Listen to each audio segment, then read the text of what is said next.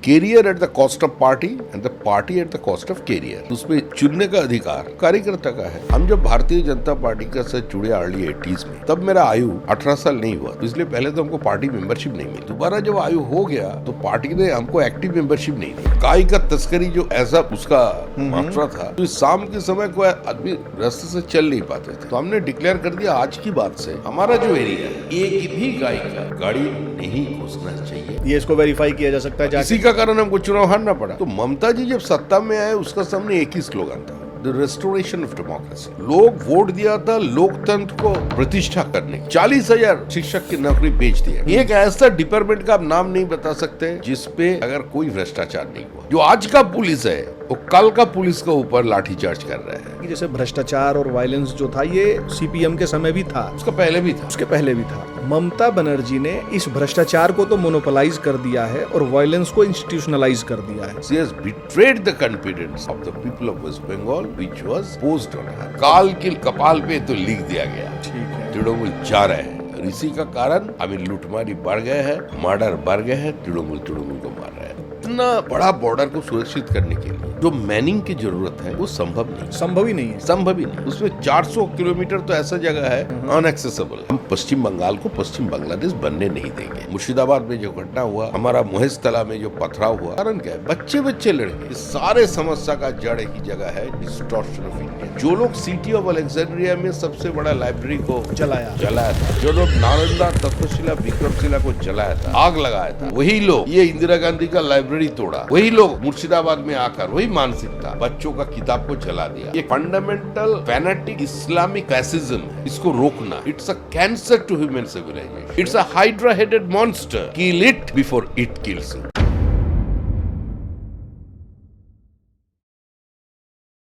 नमस्कार दोस्तों, आज हमारे साथ बहुत विशेष मेहमान हैं समीक भट्टाचार्य जी। आप भारतीय जनता पार्टी के बंगाल के स्टेट प्रेसिडेंट हैं, आप राज्यसभा सांसद हैं, और भी बहुत सारी चीज़ें हैं जो आपको इस इंटरव्यू में मैं प्रश्न पूछूंगा और आपको समीकदा के हवाले से ही जानने का मौका मिलेगा। सबसे पहले तो जो मेरा सवाल है कि जब मैं आपके घर आया तो ना ही तो मेरी कोई चेकिंग हुई, मैं सीधा घुस गया। मैं ये सब अपना सामान भी लेके आया तो ठीक ठाक था ये कई सारे बैगों में, तो इसमें तो हथियार भी हो सकते थे। और जितना हम देखते हैं, जैसे दिल्ली से जब बैठ के देखते हैं कि बंगाल में जो भाजपा के नेता हैं, इवन कार्यकर्ता तक जब असुरक्षित हैं, तो सबको सिक्योरिटी वगैरह भी मिली हुई है, मतलब जो नेताओं को कम से कम। और ऐसा मुझे लगता है कि प्रदेश अध्यक्ष को तो सिक्योरिटी मिलती होगी और साथ में राज्यसभा सांसद को भी। तो आपके पास सिक्योरिटी है, यहाँ नहीं दिखी, या आपने सिक्योरिटी नहीं ले रखी? और सिक्योरिटी नहीं ले रखी तो उसका कारण क्या है? क्या आपके ऊपर कोई खतरा नहीं है? अच्छा, इसमें एक और मैं जोड़ दूँ बीच में कि आप ही के कुछ शुभचिंतकों से मेरी बात हुई, तो उन्होंने बताया कि समीकदा जो हैं बहुत ऐसे हार्डकोर पॉलिटिशियन माने जाते हैं और ग्राउंड के कार्यकर्ता हैं, तो विपक्षियों को खतरा, तो मतलब विपक्षियों के लिए आप खतरा हैं ही, तो आपको भी उनसे खतरा होगा। देखिए, तृणमूल के जमाने में मैं 3 बार पीट चुका हूँ। पिट चुके हैं? अच्छा। उसमें एक बार जब हमको पीटना चालू हुआ, हाँ, गाड़ी जब तोड़ दिया, तो तृणमूल का भीतर से ही 3-4 कार्यकर्ता बोलना शुरू कर दिया, नहीं इसको छोड़ दो, अच्छा, ये अच्छा आदमी है, मुकुल राय नहीं है। तो हाँ, मुकुल राय को मारने के लिए खड़ा था। हाँ, हमारा गाड़ी पहले चला गया, हमको मार दिया। हाँ, और सब महिला लोग झाड़ू लेकर खड़े थे, झाड़ू से मार रहे थे। अच्छा, तो बाद में और कुछ लोग हमको उस जगह से तृणमूल रेस्क्यू करके लेके चला गया। हाँ, इसका बाद भी तृणमूल कांग्रेस ने हमको और हमारा साथ जो लोग थे एक बार पीटा, तो उसका साथ खून भी बह गया शरीर से बहुत सारे। हाँ, जितना सारे सामान था हम लोगों के साथ, सब। एक किताब था वो छोड़कर सब कुछ लेके चले गए। अच्छा। जितना सारे सेल फोन्स था। सामने एसपी का ऑफिस था, हम लोग एसपी ऑफिस में गए। एसपी ऑफिस बोला नहीं, एसपी साहब नहीं है, देखा नहीं। तो एक भारत सेवाश्रम संघ का हॉस्पिटल है, उसमें पहुंचा और वो स्वामी जी का कृपा से हम लोगों का थोड़ा ट्रीटमेंट हुआ, फर्स्ट एड वगैरह जो करना है, एक्सरे, ये हुआ था। हम तो सिक्योरिटी रखने पे विश्वास नहीं करता। हम लोग कार्यकर्ता है, और एक पॉलिटिकल एक्टिविस्ट का काम क्या है? जनता को साथ लेकर उसका जो छोटा छोटा दुख है, दर्द है, उसको समझना, उसको एड्रेस करना। उसका साथ रेसिप्रोकेट करना। हम्म, तो उसमें बीच में सिक्योरिटी आ गया तो कबाब में हड्डी बन जाता है। अच्छा, ठीक है। तो हम लेना ही नहीं चाहते हैं। लेकिन पार्टी सर्वोपरि है। हम्म, अगर पार्टी ने हमको बोला जी सिक्योरिटी लेना पड़ेगा हम्म, तो सिक्योरिटी लेना पड़ेगा। ठीक। और व्यक्तिगत समीक भट्टाचार्य तो इसमें कोई जगह नहीं होता है। हाँ, पार्टी जैसे पार्टी चलाते हैं, ये तो एक सिस्टम है। और अध्यक्ष बनना ये तो एक कंटिन्यूटी है, प्रोसेस है। अध्यक्ष मतलब कुछ अलग नहीं है। हमारा पार्टी तो 365 दिन काम करता है, उसका सूची तैयार रहते हैं, काम की। सिर्फ मुख बदलते हैं, ठीक। लेकिन पार्टी का जो चलने का राह है वो नहीं बदलता है। ठीक वैसे ही है, हम है। हम उस पे आएंगे। मैं देख रहा था, अगर मैं गलत नहीं हूँ तो आपका जन्मदिन जो है वो 5 नवंबर 1963 का है, और आपने 8 साल की आयु में आप आरएसएस से जुड़ गए। भारतीय जनता पार्टी जब बनी तो उसके शुरुआती दौर में लेट 80s और अर्ली 90s में ही आप भाजपा से भी जुड़ चुके थे। तब भाजपा का जो पूरा वोट शेयर था वो मात्र 3% के आसपास का हुआ करता था। तो तब तो मतलब भाजपा में भी कुछ लोगों को छोड़ दें तो उन्होंने भी नहीं सोचा होगा, पार्टी ने भी, कि हम कभी सत्ता में आएंगे और पूर्ण बहुमत की सरकार आएगी। और उस टाइम तो और बहुत सारी पार्टियां थी। तो आपकी आयु मेरे ख्याल से 16-17 साल रही होगी जब आप भाजपा से जुड़े होंगे। तो पहला तो आप कितने साल की आयु में जुड़े? 14 साल मेरे ख्याल से। 3% वोट शेयर वाली पार्टी को आपने क्यों चुना, और पार्टियां आपने क्यों नहीं चुनी? ये राजनीति में दो चीज होता है, एक मिशन और एक एम्बिशन। हाँ, तो हम लोगों को तो मिशन था, और दो चीज और भी होता है, जो career at the cost of party and the party at the cost of career. तो उसमें चुनने का अधिकार तो कार्यकर्ता का है। ठीक। हम जब भारतीय जनता पार्टी के साथ जुड़े अर्ली 80s में, तब मेरा आयु 18 साल नहीं हुआ था। तो इसलिए पहले तो हमको पार्टी मेंबरशिप नहीं मिला। ठीक। दोबारा जब आयु हो गया तो पार्टी ने हमको एक्टिव मेंबरशिप नहीं दिया। कारण उस समय 25 मेंबर बनाना पड़ता था। अच्छा। और हमने 19 मेंबर बनाया था। हम कुछ समय मांगे थे, बोले नहीं तुम बाद में बनो, ये मेंबरशिप किसी बुजुर्ग को ट्रांसफर करना है। ठीक है। उसको एक्टिव मेंबर बनना जरूरी है। अच्छा। तुमसे उसका अहमियत ज्यादा है, तो इसलिए तुम्हारा मेंबरशिप उसका नाम पे हम लोग ट्रांसफर। आपका पहला त्याग ये त्याग नहीं पार्टी है, के लिए? त्याग नहीं, यही पार्टी है। हाँ, मतलब और पार्टी का जब जैसे हमको बोला गया हमने वो काम करी। ठीक है। पार्टी हमको चुनाव लड़ाया, ऐसे जगह पर चुनाव लड़ने के लिए हमको भेजा बोशीघाट में। उस जगह में जमानत जब्त होना निश्चित था। तो पार्टी के आप पहले विधायक 1999 के बाद चुन के आए? नहीं, पार्टी अपने बलबूते पर हाँ, 1980 जब पार्टी का जन्म हुआ, अपने बलबूते पर चुनाव जीतना, अपने मतलब समीक भट्टाचार्य के बलबूते पर नहीं। बीजेपी अपने बलबूते पर जो विधायक बना था वो मैं हूँ। बसीरहाट दक्षिण से एक उपचुनाव में हमने 2014 में चुनाव जीता। 2011 में पार्टी का वोट शेयर 3% था, और जब आप जीते हैं तब 31% वोट वो था। अच्छा, हाँ, पहले बता लीजिए, फिर मैं इसी में ऐड करूँगा। तो उसके बाद में हमने चुनाव लड़ा। उस समय कांग्रेस सीपीआईएम का गठबंधन हो गया था। तो जो वोट उसको मिला था गठबंधन के बाद वो दुगना हो गया और हम हार गए। ये तो टिपिकल मैथमेटिकल कैलकुलेशन है। उसका बाद पार्टी जो हमको जो दायित्व दिया, जो काम करने के लिए बोले, हम पार्टी का साथ है। ठीक। जिस विधानसभा का जिक्र हुआ जिसमें आप बाई इलेक्शन में जीत के आए, वहाँ पे मुस्लिम मतदाता जो है वो लगभग 41% के आसपास बताया जाता है। तो वो चुनाव मतलब पार्टी जीती कैसे, जहाँ 41% एक ऐसा वोट बैंक है जो माना जाता है, और माना क्या जाता है, मैं तो विश्वास भी करता हूँ, खैर मैं चुनाव नहीं लड़ता, ना मैं पार्टी का आदमी हूँ, कि वो वोट बैंक भाजपा को तो हराने के लिए ही वोट अधिकतर देता है। उसमें आपकी जीत का चुनाव सबसे में 2 ऐसा बूथ था जिसमें एक भी हिंदू वोटर नहीं है। अच्छा। दोनों बूथ से हमने लीड दिया था। अच्छा। उसका कारण था, उस समय बसीरहाट का चेहरा था जैसे अफगानिस्तान। अच्छा। गाय का तस्करी जो ऐसा उसका मात्रा था, जो शाम के समय कोई आदमी रास्ते से चल नहीं पाते थे, सब गाड़ी का ट्रक घुसा था। तो हमारा जो गृह मंत्री है वो बचपन से हमको जानते हैं, राजनाथ सिंह जी था, हम उसके पास गए। अच्छा। जब हम इधर चुनाव जीते हैं और राजनाथ जी कुछ तो करना है, बीएसएफ को टाइट करिए। तो हमने डिक्लेयर कर दिया आज की बात से हमारा जो एरिया है बसीरहाट इस जगह बसीरहाट दक्षिण में एक भी गाड़ी नहीं घुसना चाहिए, और आज तक एज ऑन डेट एक भी गाड़ी नहीं घुसा। वाह, ये इसको वेरीफाई किया जा सकता है जाके? इसी का कारण हमको चुनाव हारना पड़ा। अच्छा। हम हार गए तो वेरीफाई लेकिन हो ये गया। भी हुआ, आप बसीरहाट में चले जाइए मेरा नाम लेकर के, एक भी मुसलमान कार्यकर्ता, चाहे वो तृणमूल कांग्रेस का हो या अपॉलिटिकल हो या कम्युनिस्ट हो, वो हमारा खिलाफ एक शब्द नहीं बोलेंगे। आज भी हम जब बसीरहाट में घुसते हैं तो पहले घुसने से ही एक मुस्लिम बहु ले लगा करते, उसको उस लोग हमको जबरदस्ती वहाँ हमारा गाड़ी रोकते हैं, हमको उतारते हैं, हमको चाय पिलाते हैं, तब विदा करते हैं। तो ऐसा रिलेशन है। कारण इसका आपका कुछ व्यक्तिगत? हाँ, जो लोग काम लेकर आए थे सब उन्होंने हम किया। वो तो कुछ लोग तो हमको उधर फरिश्ता भी बोलते थे, लेकिन वोट नहीं दिया।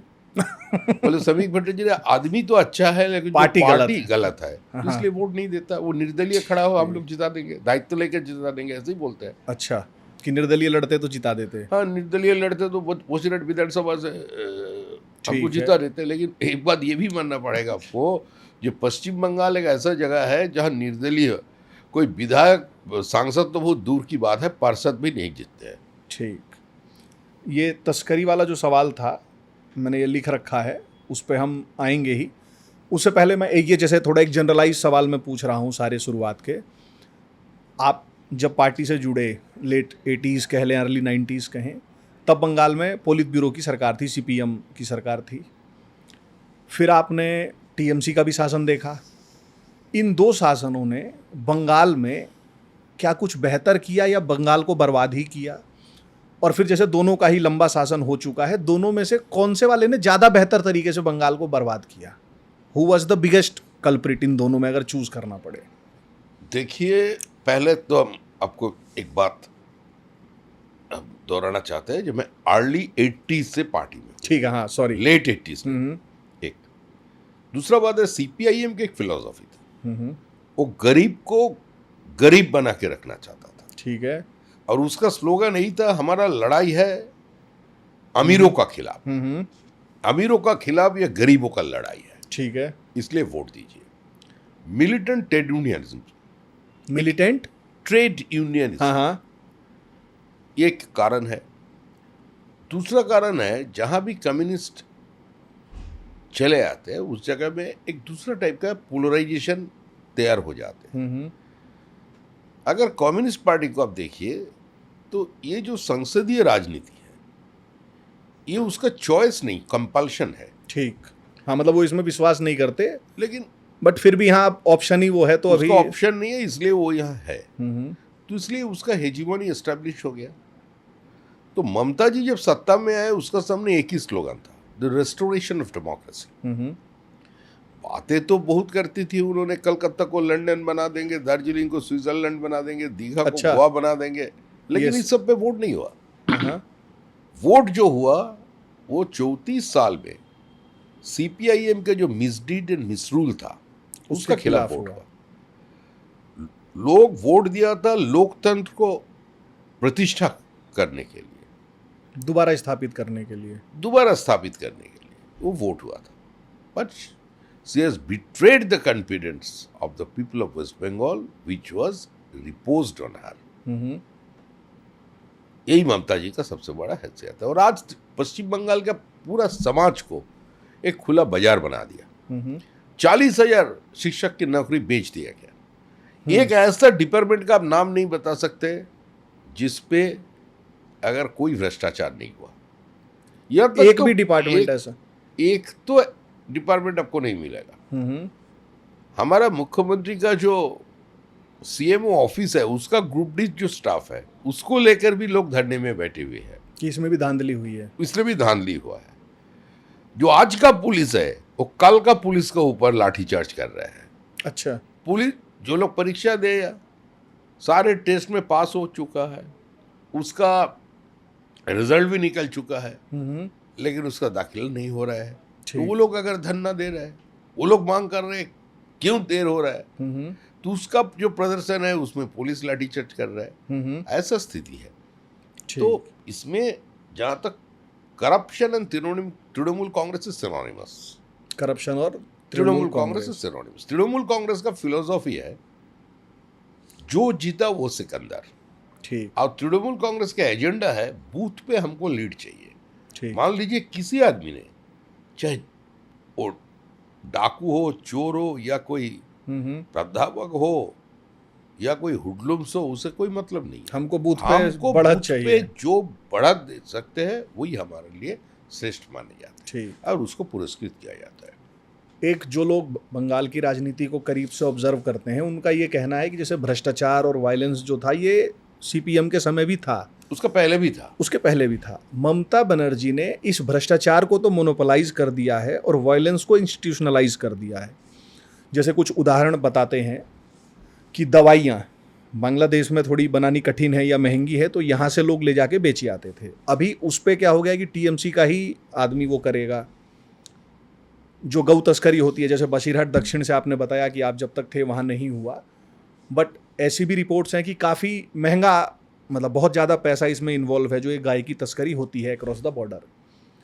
कुछ लोगों का यहाँ तक कहना है कि क्रिमिनल्स जो हैं वो बेधड़क क्राइम करते हैं और उसके बाद वो बांग्लादेश भाग जाते हैं, बॉर्डर इतने पोरस हैं। इसी से जुड़ा जो तस्करी वाले सवाल से ही ये भी है कि अभी दिल्ली में, गुड़गांव में, ऐसी जगहों पे जिन पे शक है कि ये बांग्लादेशी घुसपैठी हैं उनकी गिरफ्तारियां हो रही हैं, पुलिस उनकी जांच कर रही है। एक प्रश्न ये उठता है कि ये जो सब बांग्लादेशी घुसपैठिए आते हैं ये मेजरली घुसते कहाँ से हैं देश में, क्योंकि ये डायरेक्ट दिल्ली में तो प्रकट हो नहीं सकते। तो क्या केवल ये असम बॉर्डर से घुसते हैं या ये घुसपैठ बंगाल बॉर्डर से भी होती है? इन सब चीज़ों के बारे में थोड़ा सा बताएं आप। देखिए, बांग्लादेश के साथ हमारा 4007 किलोमीटर का एक बॉर्डर है। उसमें पश्चिम बंगाल में 2200 किलोमीटर से ज्यादा बॉर्डर बांग्लादेश के साथ आधा है। बॉर्डर बंगाल से जुड़ गया। तो वो बॉर्डर पोरस है, फुल ऑफ वाटर बॉडीज है, और इतना बड़ा बॉर्डर को सुरक्षित करने के लिए जो मैनिंग की जरूरत है वो संभव नहीं है। संभव ही नहीं है। संभव ही नहीं है। उसमें 400 किलोमीटर तो ऐसा जगह है अनएक्सेसिबल है। नदी है, हाँ हाँ। नदी का उस पार बांग्लादेश, इस पार इंडिया, तो आप कैसे उसको बैरियर उसमें कैसे लगाएंगे? संभव नहीं है। ठीक है। तभी ये संभव होगा घुसपैठ बंद करना अगर स्थानीय जनता के अंदर जागरूकता पैदा हो जाए, एक आम सहमति बन जाए सारे पॉलिटिकल पार्टीज का कि हम लोग किसी भी हालत से हम ये घुसपैठ को मदद नहीं करेंगे। ये संभव है ऐसी सहमति और बनना? सेंट्रल एजेंसीज, बीएसएफ, एसएसबी जो भी है उसका साथ स्टेट पुलिस जॉइंट ऑपरेशन करे। ये नहीं होने से घुसपैठ कभी बंद नहीं हो सकता है बंगाल, त्रिपुरा और असम में। ठीक है। ये वास्तविक स्थिति ये है, इसको समझना पड़ेगा। अब जाइए, Rohingyas are only welcome guest in one state only, that is West Bengal. Rohingyas को बुला रहे हैं बांग्लादेशी मुस्लिम घुसपैठिया। हम तो शुरू से उसका विरोध कर रहे हैं। जब हमारा वोट फीसदी 1% था तब से विरोध कर रहे हैं कि there is a silent demographic invasion on India. ठीक है। ये बिना युद्ध में ये देश को दखल करना चाहते हैं। जो लोग किसी समय इस देश को नापाक बोलकर, दरुल हर्ब बोलकर ये देश छोड़कर चले गए, जो लोग कलकत्ता के रास्ते पर खड़ा होकर स्लोगन लगाए थे, कान में बीड़ी मुंह में पान, लड़के लेंगे पाकिस्तान, अच्छा, पहले पाकिस्तान देना पड़ेगा तब भी भारत स्वाधीन होगा। तो जो लोग धर्म के आधार पर एक अलग देश बना लिया, चाहे दुनिया में मुश्किल से आपको किसी देश मिलता जो धर्म के आधार पर बनाओ उसी जमाने में। There is only one state which was formed on the basis of religion. आज हालत क्या हुआ पाकिस्तान का? क्या धर्म का नाम पर वो बांग्लादेश को रोक पाए? बांग्लादेश तो अलग हो गया, बांग्लादेश का जन्म हो गया। अभी पाकिस्तान में देखिए, कहीं भी ठीक है, हाँ, वही स्थिति राष्ट्रप्रधान 5 साल तक रह नहीं सका। बिल्कुल। आज उसका अंदरूनी हालत खराब है, इतना भयंकर गरीबी है, इतना भयंकर बेरोजगारी है, और प्राइस हाइक जिस जगह पर पहुंच गए वो तो सोचने का बाहर है। फिर भी उसका जो स्टेट डॉक्ट्रिन है वो है रिलीजन, नहीं, रिलीजन नहीं, हाँ, देयर शुड बी 1000 कट्स। हाँ, India will bleed by 1000 cuts, जो उनका अच्छा, उसका जो रीजन भी है, जैसे जो ये आपने जो लाइन बोली, ये वहीं के जनरल की, ये जिया की बात थी, ये उनकी जो थियोलॉजी है, ये वहाँ से आता है, बहुत बेसिक है। मतलब आज की डेट में इंटरनेट में अब ये चीज़ें छुप सकती नहीं है और लोग जान रहे हैं, मतलब वो डायरेक्ट वहाँ उनके फंडामेंटल्स में है। मैं आपसे जैसे एक ये जानना चाह रहा हूँ कि आपने बोला कि जब तक सारी पार्टियाँ ये आम सहमति नहीं बनाएंगी कि हमको ये इन्वेजन रोकना है, जो इलीगल इमिग्रेशन हो रहा है, तब तक एक तो ये नहीं रुकेगा। दूसरा, पोरस बॉर्डर है 2200 से ज़्यादा किलोमीटर का, तो उसको हम फेंसिंग नहीं कर सकते। तो मुझे दादा ऐसा लगता है, जो भारत की राजनीति जिस हिसाब से चल रही है, कि अब सारी पार्टियां किसी एक मुद्दे पे सहमत होते हुए तो नहीं दिखती, और जिसमें एक उनका खास वोट बैंक इन्वॉल्व हो, जिसमें उसका नुकसान होता दिखे, तो वो वाला तो गया। दूसरा जो आपने बोला कि पोरस बॉर्डर है, तो कुछ तो ऐसा मैकेनिज्म हो सकता होगा कि ठीक है, जैसे नदी वाला ही है, जैसे 400 किलोमीटर का, तो मैं कह रहा हूँ नदी 400 किलोमीटर का नहीं है, दूसरा भी हाँ, मतलब प्रॉब्लम्स है। मैं जो भी पोरस एरिया है, कहीं तो एक ऐसी दीवार बन सकेगी, कोई वायरिंग हो सकती होगी जो उधर ही उधर रख दे, बेशक हमको थोड़ा उधर का ही करना पड़े। देखिए, भारत सरकार बहुत तरह की कोशिश कर रही है, मॉडर्न टेक्नोलॉजीज भी लाए जा रहे हैं, लेकिन corruption is a basic means to human civilization. Corrupt लोग भी होते हैं जो उसको मदद करते हैं, लेकिन सबसे बड़ी बात यह है, अगर पॉलिटिकल पार्टीज अपने आप के भीतर कोई कंसेंसस डेवलप नहीं कर पाए, तो एक दिन ऐसा आएगा ना जब जनता कलर पकड़कर वो कंसेंसस बनाएगी। ये होने वाला है। और वो पश्चिम बंगाल की जनता अभी जाग उठा है। बांग्लादेश का जो स्थिति आज आप देख रहे हैं, मुर्शिदाबाद में जो घटना हुआ, हमारा मोहेश तला में जो पथराव हुआ, कारण क्या है? बच्चे लड़के 12 साल से 14 साल उम्र है, वो पथराव कर रहे हैं हिंदू का घर पर। बिल्कुल। जिस शिक्षक का पास उसका कोचिंग क्लास में पहले पढ़ने जाते थे, एक दिन पहले शाम को जिस जगह बिता कर आए थे, उसी शिक्षक को तलवार लेकर उसी के ऊपर हमला हो रहा है। तो ऐसा तो देखना नहीं। हिंदुस्तान में एक ऐसा घटना आप बता दीजिए हमको, कि एक हिंदू महिला बीएसएफ का सामने खड़ा होकर बोल रही है, जब हमको गोली मार दीजिए, मेरा सीना छल्ली कर दीजिए, आपका गोली से मरना हम पसंद करेंगे, लेकिन हमारा शरीर, हमारा बलात्कार जो हो रहा है वो हम नहीं, किसी दूसरे हाथ से गंदा हो जाए, ये हम नहीं चाहते हैं। तो ये तो जहर व्रत का समय है, मिडाइवल एज का उसी युग को हम लोग को याद दिला रहा है।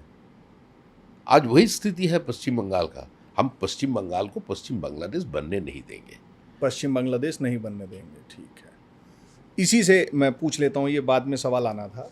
मुर्शिदाबाद हुआ, संदेश खाली हुआ, उसके अलावा भी जैसे रामनवमी का जुलूस वगैरह होता है, तो ये पथराव और ये सब घटनाएं होती हैं। आरजी कार हुआ, मेडिकल हॉस्पिटल वाला जो, एक दादा लोगों का ये कहना है कि बंगाल, जो आप भी बता रहे हैं कि ये जो हो रहा है ये तो मिडिवल एज का है, मतलब ऐसा 500 साल पहले होता था जब बर्बर ऐसे था। लोगों का ये कहना है कि इतनी बर्बरता के बाद भी केंद्र सरकार इस चीज़ को स्वीकार क्यों नहीं कर रही है, कि ये सब तो तभी हो रहा है ना जब लॉ एंड ऑर्डर बिगड़ चुका है। स्टेट हैज फेल्ड, बंगाल का जो स्टेट है। लॉ एंड ऑर्डर बिगड़ चुकी नहीं है। हाँ, लॉ एंड ऑर्डर बोलकर कुछ चीज ही नहीं है। There is a total absence of law and order, that is anarchy. तो प्रेसिडेंट रूल आने में क्या समस्या है? देखिए, जहां तक भारतीय जनता पार्टी का सवाल है, नीतिगत रूप में हम किसी भी चुने हुए सरकार को 356 इम्पोज करके गिराने का पक्ष में नहीं है, लेकिन we do believe that it is a total breakdown of constitutional and machinery. Now the custodian of the constitution, they should intervene. Court को इंटरवीन करना चाहिए। They should intervene. ऐसा लोगों का कहना है, मानना है। हम लोगों को पूछते हैं लोग, क्यों नहीं 356 जारी हो रहे हैं? पूछना बनता भी है। तो लोग हम लोगों को पूछ रहे हैं। ऐसा नहीं है जो हम ऑपरेशन सिंदूर लेकर के हम तो गए थे विदेश, हमारा लक्ष्य भी दूसरा था। हम तो कोई घरेलू पॉलिटिक्स करने के लिए, कोई वार्तालाप करने के लिए उधर नहीं गए थे। लेकिन जब डायस्पोरा मीट होता, सारे इंडियंस जब एक जगह चला, सिर्फ बंगाली नहीं, पंजाब का निवासी, गुजरात का निवासी, दिल्ली निवासी जो भी है, हम्म, बनारस में रहने वाला एक आदमी पूछ रहे हैं कि क्यों पश्चिम बंगाल सरकार अभी है तो फिर से बांग्लादेश बनने जा रहा है। बिल्कुल। बोले आप घर कहाँ है आपका? हम्म, बोले बनारस में। अरे उसका पहले क्या था? बोले नहीं, हम लोग आदि यहाँ का हाँ हाँ, बनारस के ही हैं। बनारस का ही है, हम्म। हम लोग किसी बाहर से नहीं आए, हम हम्म। बनारस का ही है। लेकिन वो तो हिंदी भाषा भाषी है, हम्म। वो तो बंगाली नहीं है। लेकिन वो लोग भी आज बोल रहे हैं कि प्रेसिडेंट पश्चिम रूल क्यों बंगाल- नहीं लग रहा है? बांग्लादेश ने प्रेसिडेंट रूल क्यों नहीं लगा हम्म। सकते? तो इसका उत्तर, I am incompetent to reply this question. हाँ, बट क्योंकि सो फॉर देखिए, हम लोग ममता जी को हम लोग शहीद बनने नहीं देंगे। अच्छा, ये भी हम पार्टी को लोग- लगता है कि वो शहीद बन हम लोग ममता जी को शहीद बनाना नहीं चाहते हैं। हम्म। हम लोग ये विश्वास करते हैं कि तृणमूल कांग्रेस एक नेचुरल पॉलिटिकल डेथ की तरफ बढ़ रहे हैं। अगर किसी भी देश में, चाहे वो राष्ट्रीय का सत्ता हो या किसी राज्य में, फेडरल सिस्टम में, अगर कोई पॉलिटिकल पार्टी रिएक्शन का कारण सत्ता में चले आए ठीक है। और उसका एक ही लक्ष्य है कि सिर्फ हमको विरोध करना है। पहले तो 5 साल ये बोलकर चला दिया जो तृणमूल क्या क्या किया सीपीएम ने 34 साल से, ये तो भाषण चला 2016 तक। उसका बाद शुरू क्या हुआ? उसका बाद शुरू हो गया मोदी जी का खिलाफ। किसी भी केंद्रीय सरकार का सोशल वेलफेयर प्रोजेक्ट पश्चिम बंगाल में लागू नहीं होगा। अगर लागू होगा भी उसका नाम बदल दिया जाएगा। ठीक। जैसे पीएम विश्वकर्मा, ये किसके लिए? अनऑर्गेनाइज सेक्टर में जो छोटे छोटे कोई जूते का काम कर रहे हैं, कोई लकड़ी का काम करते हैं, इस पेशे से जो लोग जीवित है उन लोगों को फायदा होता। लेकिन उसके लिए जो लागू नहीं कर रही है लागू ममता। नहीं कर रहे, उसके लिए जो जो काम करना है वो कर नहीं रहा है। ऐसी और कौन कौन सी योजनाएं हैं? ऐसा कुछ? बहुत सारे योजना है। बहुत पीएम सारे। जनमन है, ठीक। पीएम श्री है, पीएम सूर्य घर है, आयुष्मान भारत है। ये भी नहीं लागू कर रखी है लागू आयुष्मान नहीं करने भारत। दे रहे। तो लोग इलाज कैसे कराएंगे फिर, जिसको मतलब? अभी उधर का तृणमूल का एक स्वास्थ्य साथी बोलकर एक प्रोजेक्ट है। अच्छा, ऐसा उन्होंने अपना ऐसा बनाया। उन्होंने बनवाया है। ठीक। लेकिन जो बेनिफिट ऑलरेडी अवेलेबल है जनता के लिए, उसको लागू नहीं कर जरा रहे हैं। घपला है। लोग ठीक है। एक्सेप्ट नहीं कर रहे हैं स्वास्थ्य साथी का कार्ड। किसी भी हॉस्पिटल में चले जाइए, बड़ा हॉस्पिटल तो नहीं लेते हैं, ठीक। छोटे नर्सिंग होम पे आप चले जाइए, स्वास्थ्य साथी दीजिए, ठीक वो है। बोलेगा डॉक्टर नहीं है, डॉक्टर छुट्टी पे है, कुछ हो जाएगा पेशेंट को, हम रिस्क नहीं लेंगे। तो ऐसा स्थिति है। ऐसी चल रही है। ये जो मैंने प्रेसिडेंट रूल वाला आपसे पूछा था, उसका एक विशेष कारण ये भी था कि कार्ल पॉपर करके एक बहुत बड़े थिंकर हुए, उनकी एक किताब है, उसमें वो लिखते हैं पैराडॉक्स ऑफ टॉलरेंस पे, कि हम टॉलरेंट हैं, लिबरल हैं, हम ऐसा हमारी नीति है, हम नहीं मानते कि राष्ट्रपति शासन लगाया जाए, किसी को बर्खास्त करें। बट वो आर्गूमेंट ये देते हैं कि tolerance of the intolerant will ultimately lead to the extinction of the tolerant one. भाई आप सहते जाएंगे, वो सामने वाला फिर जिस दिन हावी हो गया तो वो आपको वहाँ से लेके चला जाएगा। ये एक कारण था मेरा सवाल पूछने का। इसी से जुड़ा हुआ सवाल आता है 2018 का बंगाल का पंचायत चुनाव। जिन लोगों ने उसको देखा, उनका ये कहना था कि जैसे बूथ कैप्चरिंग बहुत छोटा शब्द है उस पंचायत चुनाव में जो ममता ने किया, वो बताने के लिए थोड़ा सा उस पंचायत चुनाव में क्या हुआ था उसके बारे में जरा बताएं हमारे दर्शकों को। देखिए, हमारा पंचायत चुनाव जो होता है वो सिंबल पे लड़ा जाता है। दूसरा, पंचायत चुनाव जो होता है वो हमारा राज्य चुनाव आधिकारिक उसके अंडर में।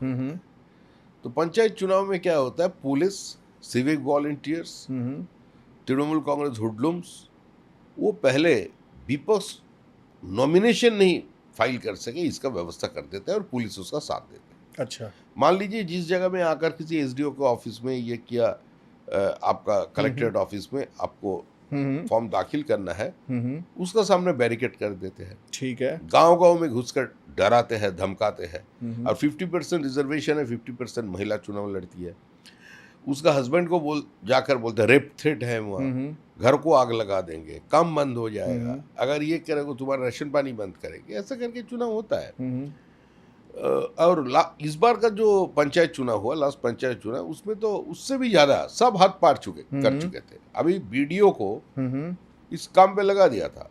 हमारा एक महिला पंचायत पांचला में जो चुनाव लड़ी थी, 26 साल की उम्र में चुनाव लड़ रही, उसका एक बच्ची है 3 साल की। वो बच्ची को घर पे रखकर काउंटिंग स्टेशन पे आया, दोपहर 1:30 बजे उसका कंप्लीट हो गया जिला परिषद का चुनाव। उसका उनको 3,500 का लीड मिला। तो बोला सर्टिफिकेट दीजिए, घोषणा कर दीजिए। बोले थोड़ा वेट करना है, कुछ कारण है, लेट हो रहा है। तो रात 1 बजे तक वेट करती गई। रात 1 बजे घोषणा हो गया, जो वो हार गए। रिकाउंटिंग हुआ और वो 1100 वोट से हार चुका है। तो ऐसे जो 3,500 वोटों से जीत चुकी जीत थी। चुका। तो ऐसा हजारों घटना है। तो ये तृणमूल कांग्रेस का पॉलिटिक्स है। तृणमूल कांग्रेस किसी का आलोचना वो सहन नहीं करते। पर इसी महिला को नग्न करके परेड भी निकाली गई थी, अगर मैं गलत नहीं हूँ, पांचला में ही जो कोई थी भाजपा की ये कार्यकर्ता। दूसरा बहुत सारा ऐसा घटना है। अच्छा। ये कोई नया नहीं है। ठीक। 2014 साल में जो आम चुनाव हुआ था, उस चुनाव का मोदी जी सत्ता पे आए तो बीरभूम डिस्ट्रिक्ट का एक तहसील है, उसमें 6 मुसलमान को मार दिया गया। कारण क्या है? कारण इलाम बाजार ब्लॉक का एक मुसलमान, वो कोई पैसा वाला नहीं था, कोई जमींदार नहीं था, कोई इंडस्ट्रियलिस्ट नहीं था। वो एक भारी सामान ट्रक से उतारने का काम करता था। छोटा जमीन था जिससे उसका पेट नहीं भरता था। उसका 2 बेटी थी। बड़ा बेटी का शादी हुआ था, उसी दिन ही घर पे आए थे। पहले ही बोल दिया गया अगर तुमको पार्टी करना है तो यह तृणमूल करना है। तो वो सीपीएम करते थे। तो एक अनपढ़ आदमी सीपीएम का जुलूस में जाते थे और तृणमूल का अत्याचार देखकर और भाजपा इसको हरा सकते हैं मोदी जी को देखकर उन्होंने बीजेपी का झंडा ले लिया। तो उसको बोलो झंडा फेंको। तो उन्होंने खुलेआम बाजार में खड़ा होकर बोला हम बार बार बाप नहीं बदलते हैं। अच्छा। अभी जब हम जाएंगे मिट्टी का साथ मिल जाएंगे तो हमारा ये इसका हमारा झंडा हमारा सीने के ऊपर लेकर जाएंगे। तो बेचारे खाने पे आकर बैठा था तो उसको घर से उठा लिया। उसका बीवी उसका बेटे को बोला यहाँ से तुम अपने मामा की घर भाग जाओ पीछे का दरवाजे से। बेटा भाग गया। इसको उठा के एक लाइट पोस्ट पे उसको लटका के बांध दिया। और उस समय पुलिस का एक सब इंस्पेक्टर पांडे बोलकर वहाँ प्रेजेंट था इलाम बाजार थाना। 2 पुलिस भी था। पुलिस एक दर्शक बन के रह गए। बीवी भाग के आई, बीवी का कपड़ा उतार लिया। बीवी नीचे पड़ा हुआ उसके पेट पे इतना लाभ। तो ही चॉप्ड इनटू डेथ। धीरे धीरे उसको काट दिया गया। और उसका 2 बेटी वो भी निकल कर आए। एक फोन आया जो लोग ये काम कर रहे थे तो बोला देख बीजेपी करने से क्या होता है। 2 बेटियों को पूरा नग्न करके लूट पैरेड करने का स्थिति में आ गया। तो सामने एक वीरभूम 2014 में तो सामने एक तलब था, उसमें ये लोग कूद गया और ऐसे करके शरीर को थोड़ा ढका पानी से। तो वेरी नेक्स्ट डे सिर्फ नेशनल मीडिया नहीं इंटरनेशनल मीडिया भी पहुंच गया। एक ऐसा घटना हुआ और भाजपा जैसा पार्टी का झंडा लेकर के मुसलमान मर गया। ये तो बड़ा न्यूज़ है। आश्चर्यचकित लोग तो है। भाजपा तो मुसलमान के खिलाफ है, मुसलमान के खिलाफ युद्ध घोषणा कर दिया, ऐसा प्रचार है। लेकिन मुसलमान मर गए झंडा लेकर के, ये कैसे हुआ? तो जाकर के वो 2 बेटी उसको बोल रहे हैं कि हमारा जो इज्जत है ना कोई इंसान ने नहीं बचाया, पुलिस नहीं बचाया। अगर कोई बचा है तो इस तलब का पानी। पुलिस रिपोर्ट दिया वी हैव बीन ओवरपावर्ड, हमारा कुछ करने का स्थिति में हम लोग नहीं। पुलिस ने बोला, ये पुलिस ने बोला। उसका very next day Trinamool Congress पहुंच गया। तृणमूल कांग्रेस जा कर के बोला जो तुम्हारा जो भाई है उसमें पंचायत में एक नौकरी दे देंगे और हम लोग 10 लाख रुपया तुमको दे रहे हैं, तुम ये सारे बयान वापस करो, इसको विड्रॉ करो। तो उन्होंने बोल दिया कि हम हमारा पिता का हत्या जिन्होंने किया हम उसका सर हमको चाहिए, उस सिर हमको चाहिए, हम लोग छोड़ने वाला नहीं है। लेकिन आज भी वो बीजेपी में है। उसके बाद 5 मुसलमान का खून हो गया। पश्चिम बंगाल में अगर पिछले 3 साल की रिकॉर्ड आप देखिए, पिछले 3 साल उसमें हमारा कार्यकर्ता भी का भी खून हुआ था। लेकिन जो पॉलिटिकल मर्डर हुआ उसमें 90% है तृणमूल कांग्रेस वर्कर्स जो मारे गए पिछले 3 सालों में। और उस 90% का भीतर 95% है मुस्लिम। अच्छा। मर रहे मुसलमान, मार रहे मुसलमान। स्थिति कौन पैदा कर दिया? तृणमूल कांग्रेस। और हर एक मृतक के परिवार का एक ही मांग है, सीबीआई का जज होना चाहिए। वो कोई भी ये नहीं बताया आज तक जो अपोजिशन पार्टी बीजेपी के हाथ से ये हत्या हुआ है, इसके लिए जो ये किया वो तृणमूल कांग्रेस का है। ठीक। तो तृणमूल आपस में लड़ रहे हैं। तृणमूल का पार्टी खुलेआम ये घोषणा कर गुंडागर्दी दिया, टाइप्स कर रहा है। घोषणा कर दिया ये पैसा उठाओ 25% दे दो, बाकी जो करना है करो। बाकी 75 पैसा ठीक। 1 रुपया में तुम कैसा करोगे वो देखो। और अभी जब तृणमूल देख रहे हैं, जब अभी जा रहा है तृणमूल, दुनिया का कोई भी शक्ति ऐसा नहीं है जो तृणमूल को बचा सकते हैं। अच्छा, जा रहा है तृणमूल जा रहा है, ये निश्चित है। ठीक है। ये काल की कपाल पे तो लिख दिया गया। ठीक है। तृणमूल जा रहे हैं और इसी का कारण अभी लूटमारी बढ़ गए हैं, मर्डर बढ़ गए हैं, तृणमूल को मार रहे हैं। इसी से जुड़ा हुआ मेरा सवाल है कि वो चुनाव जो बंगाल पूरे उसमें परिदृश्य में आया, 2021 का विधानसभा चुनाव, जो लोग उस चुनाव को काफ़ी देखते थे, हमने देखा रिजल्ट आने के बाद, जो लोग ग्राउंड पे थे उनका कहना था कि 2020 दिसंबर तक ग्राउंड की स्थिति ये थी, यदि कुछ विधानसभाओं को छोड़ दें तो कम से कम 95% बंगाल की हर विधानसभा पे जो विजिट हुआ था, सर्वे हुआ था, उसमें, और वो कोई पेड ऐसा सर्वे नहीं, प्रोपोगेंडा वाला नहीं था कि उनको कुछ बेचना है कहीं जाके, उन लोगों का ये आकलन था कि भाजपा के पक्ष में माहौल है और भाजपा जो है वो चुनाव निकाल सकती है। फिर अचानक 3-4 महीने में पता नहीं क्या हुआ, स्थितियां बदली और भाजपा चुनाव में बहुमत नहीं ला पाई, हार गई। पहला तो ये कि ये क्या हुआ, क्या ये सही में स्थिति ऐसी बदली या नहीं मान रहे थे आप लोग भी कि हम जीतेंगे? नहीं, ऐसा समय ऐसा लग रहा था दिसंबर जनवरी महीने तक तृणमूल जा रहे हैं और हम लोग का हम आ रहे हैं, निश्चित। भाजपा आ रही है, ऐसा स्थिति था बंगाल में, लेकिन बाद में उस स्थिति में थोड़ा बदला है। ठीक, वो मैं नहीं कुछ पूछूंगा। हमारा हाँ, अंदरूनी प्रॉब्लम था, वो तो था ही। हमारा ऑर्गेनाइजेशन मैटर में हम लोगों का जो कमियां था, शायद नैरेटिव हमारा गलत था, ये लिए पार्टी में चर्चा हुआ, वो हम आपको बता नहीं सकते। नहीं, वो मैं और जानना भी किसी नहीं भी चाहूंगा। चुनाव में अगर कोई पॉलिटिकल पार्टी जीतता है उससे भी वो शिक्षा लेता है, हार जाते उससे भी शिक्षा ठीक। लेता है, तो वो शिक्षा हम लोग लिया है। मुझे उसका बस बाद यही में जो जानना था कि कुछ भयंकर ऐसा था कि नहीं। भयंकर संतरास हुआ उसका बाद, ठीक, तो उससे उबर कर आने में पार्टी को 3 साल समय लगा। ठीक है। आज पार्टी एक जगह पर है, अब कार्यकर्ता वो वाली निकल गलती रहे हैं, नहीं दोहराई जाएगी वो जो वाली 21 में गलती हुई थी। नहीं होगा वो। ठीक है। और निश्चित रूप से अब ये मान के चलिए हाँ, कि तृणमूल कांग्रेस का विदाई निश्चित है। ठीक है। ममता जी को फिर दिल्ली के रास्ते में आप लोग देखेंगे। इसमें अच्छा, इसमें दादा एक और था कि जब ये इलेक्शन का रिजल्ट आया तो पोस्ट पोल वायलेंस हुआ, और जैसे जो नॉर्मल जो दिल्ली में रहते हैं या जो और भी राज्यों के लोग हैं, उधर की राजनीति बंगाल से थोड़ी अलग दिखती है, या मतलब सेम है भी तो उतना उसका अलग प्रेजेंटेशन होता है। 100 से अधिक कार्यकर्ताओं की पॉलिटिकल किलिंग हुई पश्चिम बंगाल में पोस्ट पोल वायलेंस में। उसमें अधिकतर कार्यकर्ता भाजपा के ही थे। जैसे एक अभिजीत सरकार का केस था, कुत्ते को काटा, फिर उसने लाइव किया कि मुझे भी ऐसे ही काट डालेंगे।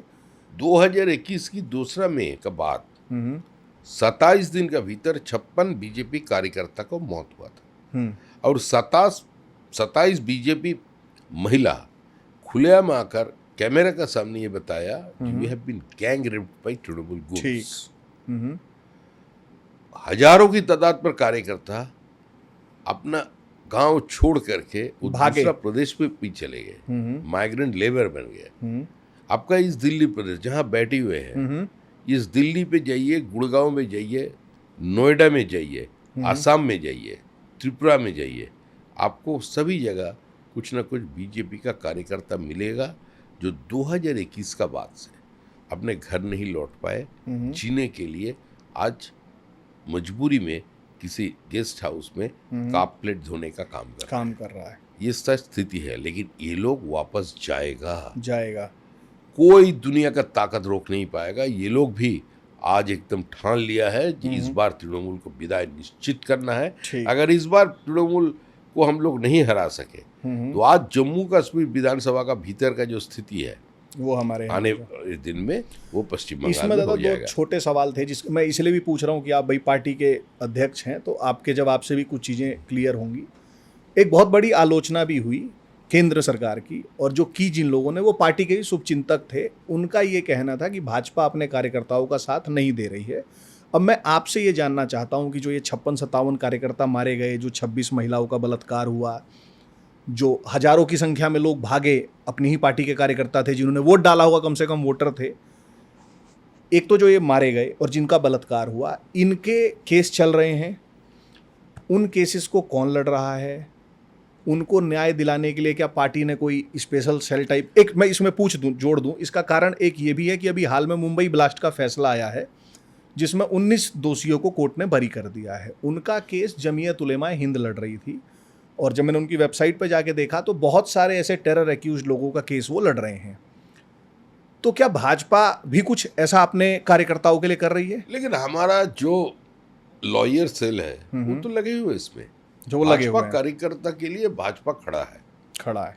जो गुजर गया उसका परिवार का साथ भी है, और जो ये झेल रहे हैं अत्याचार उसका साथ भी है। ठीक है, फॉल्स केस लगाया जाता है। तो भारतीय जनता पार्टी अपने कार्यकर्ता का साथ है, ठीक है। लेकिन एक बात ये भी सही है कि अगर लोग जो बोलते हैं ना, ये डर का कारण,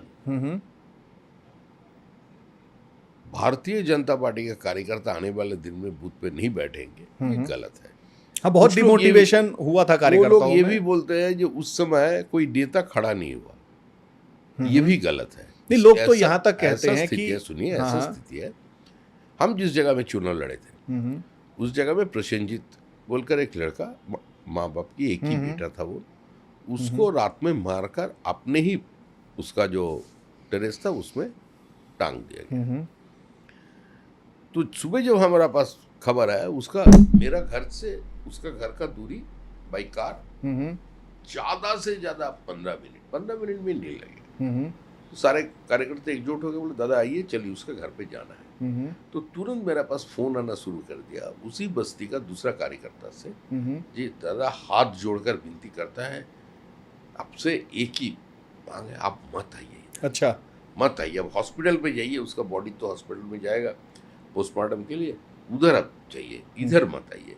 इधर अगर आप पहुंच गया तो हम लोगों को आपको स्वागत करने के लिए, कि आपका साथ देने के लिए बाहर आना पड़ेगा, तो हमारा एक भी घर नहीं बचेगा। तो ऐसा सीधी था। माँ एक सोचिए, एकमात्र बेटा चले गए, माँ क्या काम करते हैं?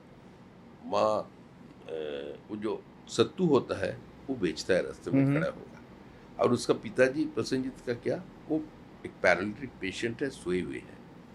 तो स्थिति क्या हुआ, उसका माँ एक बूस्टर डोज लेने के लिए लाइन पे जाकर खड़ा हो गया। तो वो किस लिए खड़ा, वो बोल रहे हैं कि हमारा जीने का कोई इच्छा नहीं है, हम मरना चाहते हैं, लेकिन हम मर नहीं सकते, हम जीना चाहते हैं, इसलिए कि मेरा हस्बैंड पड़ा हुआ है, पैरालिटिक है, वो उसको पानी भी नसीब नहीं होगा मरने का समय, तो उसको पानी पिला कर विदा देने के लिए हम आज ही कितना माने सिचुएशन है, सोचिए। बहुत हम ये gruesome। बूस्टर डोज लेने के लिए उसको क्या किया तृणमूल कांग्रेस, हम लोगों के खिलाफ केस किया, और हम लोग यहाँ आया डोज लेने के लिए, इंजेक्शन लेने के लिए, निकाल, उसको निकाल दिया गया। तो ऐसा स्थिति में हम लोगों को राजनीति करना पड़ रहा है। ठीक, इससे ग्राउंड सिचुएशन काफी अलग है, जो ग्राउंड दूर से सिचुएशन देख के अलग है, लगती और है। पश्चिम पूरा हिंदुस्तान का जो पॉलिटिकल कल्चर है उससे पश्चिम बंगाल हटके अलग है। ठीक, हम देखा, बहुत अच्छा लगा, चित्तरंजन पार्क पे चुनाव का दिन गया, घूम रहे थे कैसे चुनाव देखने के लिए, बहुत चित्तरंजन पार्क दिल्ली का। दिल्ली का अच्छा। चित्तरंजन पार्क, बहुत आनंद लगा हमको देखकर। ये चीज, ये एक ही बेंच लगा हुआ है, हाँ, कोई डिवीजन नहीं उसमें 4 चेयर लगा हुआ, 3 चेयर में एक भाजपा का एजेंट, एक कांग्रेस का, और एक आपका बैठे सपनों हुए की दुनिया। हैं। ये तो हमारा उधर सपनों की दुनिया है पश्चिम बंगाल में। ठीक, आप देखिएगा, आप जो पत्रकार लोग हैं, जब चुनाव का नतीजा आना शुरू करते हैं, नेल बाइट इन फिनिश भी बहुत जगह होता है, कभी आगे चल रहे, कभी पीछे चल रहे, ऐसा होता है, बिल्कुल होता है, ऐसा काउंटिंग रैली में। चल रही है। उसमें क्या होता है, उसमें देखिएगा बीच में कोई पत्रकार खड़ा है, हाथ में बूम लेकर, एक बार इस तरफ कर रहा है, एक बार इस तरफ कर रहा है, इसका बयान क्या। अब ऐसा सीन कभी पश्चिम बंगाल में संभव है? नहीं है। पश्चिम बंगाल में चुनाव का दिन इतना नजदीक में कोई खड़ा नहीं होता, वो एक तरफ रहता है, ये एक तरफ रहता है, गैंगवार टाइप चलता है उधर। Gang war type. तो ये बना दिया आज तृणमूल कांग्रेस ने। ठीक। इससे छुटकारा चाहिए, समाज को मुक्ति चाहिए। अच्छा दादा, जैसे जो आपने बंगाल की स्थिति बताई और पश्चिम बांग्लादेश बनाने के लिए ममता पूरा वो कर भी रही हैं, अभी एक SIR चल रहा है, special intensive revision of voter list. और चूंकि पीछे बातचीत में भी जो हुआ कि हमारी पार्टी जो है वो इस नीति के समर्थन में नहीं है कि चुनी हुई सरकार को ऐसे बर्खास्त करे। कुछ लोगों का कहना है कि अगर ये SIR हो जाता है, वोटर लिस्ट रिवाइज होती है, तो 40 लाख के, अब ये पता नहीं आंकड़ा जो भी है, बट ये मीडिया में चल रहा है कि 40 लाख वोटर जो हैं वो गायब हो जाएंगे। उससे ज्यादा भी हो सकते उससे ज़्यादा भी हो सकते हैं। हैं। 17 लाख तो हम लोग आइडेंटिफाई करके जमा अच्छा, किए। आइडेंटिफाई करके कर चुके हैं। TMC जो कई सीटों पे जीती भी थी, जो 2021 में बहुत कम मार्जिन था, अगर वो अच्छा, ये 40 लाख अगर गायब हो जाते हैं उससे ज़्यादा या जो भी, तो TMC का वोट गिरेगा, क्योंकि वही उनका वोटर है, ऑब्वियस, ऐसा हम मान लेते हैं। तो ममता कह रही है मैं इसको नहीं करने दूंगी। और हमने देखा भी है कि जब बंगाल में गवर्नर भी सुरक्षित नहीं है, जैसे उन पर भी हमले की घटनाएं हुई, CBI के खिलाफ ममता बनर्जी मेरे ख्याल से धरने पे बैठ गई थी।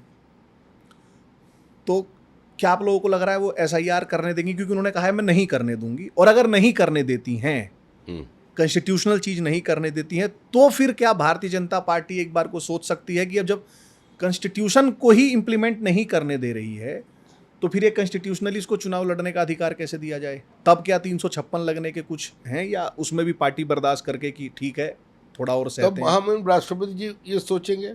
अच्छा, राष्ट्रपति जी सोचेंगे, ठीक ये है। राष्ट्रपति जी का सोचने का विषय है। हाँ हाँ, चुनाव आयोग तो कॉन्स्टिट्यूशनल बॉडी है। तो राष्ट्रपति जी तो पार्टी के हिसाब से भी तो थोड़ा सोचते होंगे। नहीं, तो ऐसा केंद्र कोई में- बात नहीं है। नहीं दादा, देखो राजनीति। देखिए वो तो होकर रहेगा। हाँ हाँ, अच्छा, होकर SIR होकर रहेगा। रहेगा। चाहे जितना भी तृणमूल कांग्रेस विरोध करे और मुख्यमंत्री धरना पे भी बैठ हाँ, जाए, ठीक इस है। पर होके रहेगा। इसका कारण है ये, जो पश्चिम बंगाल का जो बहुसंख्यक समुदाय है हाँ हाँ, और जो नेशनलिस्ट, प्रोग्रेसिव, ओपन माइंडेड, हम्म, शिक्षित मुसलमान है, वो भी चाहते हैं ये हो जाए। ठीक है। आज हमारा जो मुस्लिम माइग्रेंट्स लेबर है, they are facing problems in different states. कारण क्या है? आज MHA से इंफॉर्मेशन मिलने का बाद सारे प्रदेश ने अपना जो इंटरनल सिक्योरिटी है उसको ठीक टाइट नजर करना में शुरू रखकर कर दिया टाइट है। करना शुरू कर दिया। तो जहां भी बांग्लादेशी देख रहा है, बंगाली देख रहा है, उसका आइडेंटिटी चेक कर रहा है। तो इसका कारण से तो सबका अंदर एक जागरूकता पैदा। अभी उसका जो मुसलमान है वो लोग भी समझ रहे हैं, जो मुर्शिदाबाद का किसी शेख अनवर का निवाला बांग्लादेश का कोई अमरुल हक छीन रहे हैं, तो क्यों वो होने देंगे? ठीक। ये जो सारे बांग्लादेशी पकड़ रहे हैं, ये तो बांग्ला से बात करते हैं। तो कौन इसको आइडेंटिफाई कौन कर रहा है? कौन खबर दे रहा है? पुलिस को टिप्स कौन दे रहा है? बंगाली दे रहे हैं। ठीक, तो SIR होके रहेगा। SIR तो होके रहेगा। ठीक है। जब आप अध्यक्ष बने पार्टी के, तो आपका एक बयान आया कि घर के बच्चे घर लौटेंगे और घर पर ही उन्हें काम मिलेगा। मतलब जो लोग प्रवासी हो जा रहे हैं, चले जा रहे हैं राज्य छोड़ के। फिर आपने राज्यसभा में हाल ही में सवाल पूछा कि पिछले 14 साल में कितनी कंपनियों ने बंगाल को छोड़ा, जो बंगाल छोड़ के बाहर चली गई। जो डाटा आया है, जो मिनिस्ट्री ने बताया है, वो 6688 6688 कंपनीज जो हैं वो बंगाल छोड़ के गई हैं, जिसमें बहुत सारी जो थी वो लिस्टेड कंपनीज थी, जो शेयर मार्केट वगैरह में भी लिस्टेड होती हैं। 110 लिस्टेड कंपनीज थी। ये इतनी बड़ी संख्या में जो जा रही हैं, उसमें भी TMC का ही रोल है, ये गुंडागर्दी वगैरह का? देखिए, पहला बात तो ये निवेश नहीं आ रहा है। अच्छा, निवेश भी नहीं आ रहा है। और दूसरा चीज यही है, जो फ्लाइट ऑफ कैपिटल, हाँ, जो निवेश है वो भी जा रहा है। जो निवेशक था वो भी जा रहा है। तो West Bengal is no more investment friendly state. Lower judiciary is under threat. बीच में रोक रहा हूँ, बीच में मैं ये सवाल जो पूछा उसका कारण है कि जो लेफ्ट भी इंडस्ट्री प्रो नहीं मानी जाती, तो जो बंगाल का जो ये पतन हुआ, इंडस्ट्रियल ये सब बर्बादी जो हुई, वो लेफ्ट ने जो की, और फिर बाद में final nail in the coffin जो TMC कर रही है। मैं इसकी कहानी थोड़ी आपसे समझना चाहता हूँ। देखिए, एक समय था, उस समय कांग्रेस भी स्टेप मदरली एटीट्यूड लेकर चला था बंगाल को लेके। बंगाल को लेकर। कब की बात है ये 80s का बात। अच्छा, 80s का, जब लेफ्ट फ्रंट सत्ता में आया तब। और बंगाल से ये फ्लाइट ऑफ कैपिटल बहुत दिन से चालू हो गया। एक तो मिलिटेंट ट्रेड यूनियनिज्म एक था, बिल्कुल। दूसरा बात ये था सीपीआईएम का जो राजनीति वो प्रो इंडस्ट्री नहीं था। हाँ, वो एंटी इंडस्ट्री थे। एक तो ये विषय था, लेकिन इंडस्ट्री आने के लिए दो शर्त होता है, एक लॉ एंड ऑर्डर।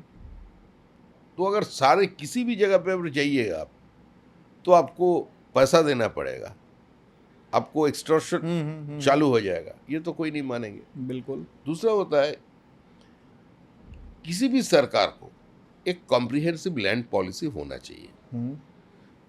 ज्यादा से ज्यादा पश्चिम बंगाल का जो लैंड है वो फर्टाइल है, ठीक है। And 82% of the fertile land is owned by the small farmers because of the Barga operation. ठीक है। छोटा छोटा हिस्से में जमीन बन गया।